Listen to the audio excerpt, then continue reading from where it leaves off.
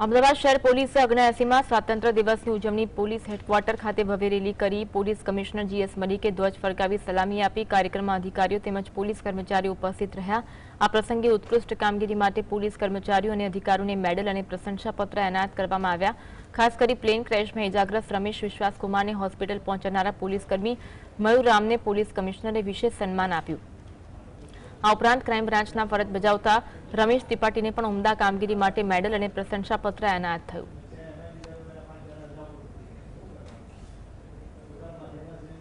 વિસ્તારમાં 12 જૂનના રોજ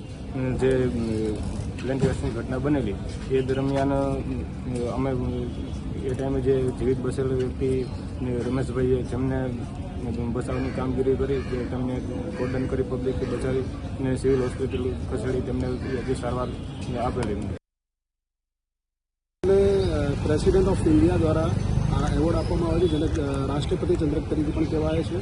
જે અમારા ડિપાર્ટમેન્ટ માટે એક બહુ સારી કામગીરી બહુ સારો પુરસ્કાર કહેવાય છે અને સર્વિસ દરમિયાન જે સારી કામગીરી હોય છે એ કામગીરી બદલ પ્રોત્સાહન રૂપિયા ઇનામ સરકાર દ્વારા આપવામાં આવે છે।